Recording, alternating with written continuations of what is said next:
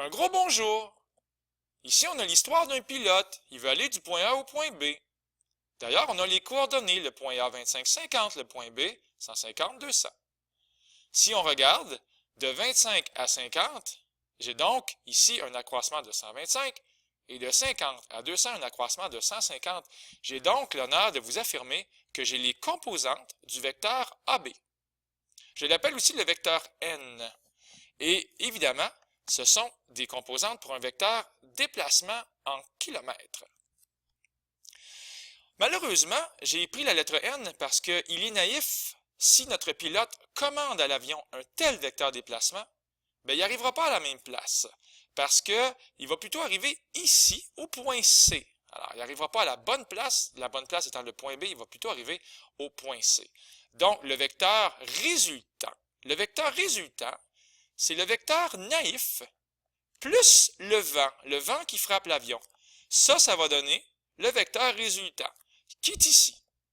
Alors, il est naïf de penser que c'est le bon vecteur parce que, malheureusement, lorsqu'on additionne le vent, ça va donner plutôt ce vecteur résultant-là. Ça ne nous amène pas à la bonne ville. Voilà, je pense que j'ai essayé de le dire de toutes les façons possibles. J'espère qu'on réalise qu'on a également les composantes du vecteur résultant, le vecteur AC, avec la même logique et les coordonnées 25, 50 et 160, 190, ça nous donne les composantes, toujours en kilomètres, 135, 140. Ça, c'est vraiment la clé ici. Le vecteur naïf, je fais comme s'il n'y avait pas de vent, plus le vecteur vent, ça donne le vecteur résultant. C'est lui qu'on cherche ici. Alors, clairement, le vecteur vent, ça va être le vecteur résultant moins le vecteur naïf. Alors, si on y va avec les composantes, puisqu'on les a déjà, ça fait 135, 140, moins 125, 150. Yeah! Ce qui va donner 10 moins 10. Alors, 135 moins 125, ça fait 10, et 140 moins 150, ça fait moins 10. On est toujours en kilomètres. Donc, mon vecteur vent, c'est ça. Mais étant donné que c'est l'effet du vent pour 1 heure, c'est bien écrit que l'histoire dure 1 heure, voilà, c'est écrit 1 heure là. Si cette histoire-là dure 1 heure, je peux aussi le décrire comme un vecteur vitesse qui va être en kilomètres-heure. Autrement dit, si je fais un déplacement de 30 km en 1 heure, ma vitesse, c'est 30 km/h.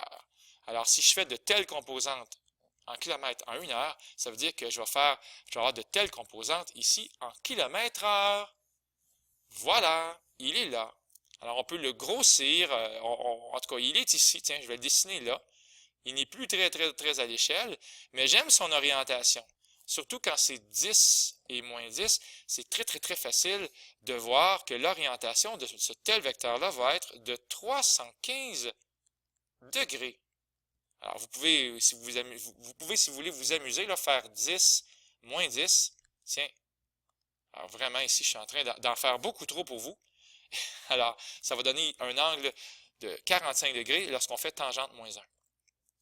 Puis, si on veut trouver la norme de ce vecteur-là, avec tout simplement un petit Pythagore, ça ne devrait pas être très, très compliqué. Ça devrait donner racine de 200.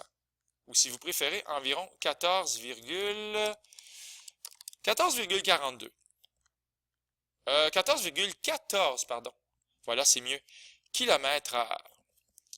Donc, pour répondre à la question, la vitesse du vent, 14,14 km/h, voilà, c'est écrit, et l'orientation de 315 degrés. On est fou comme un balai.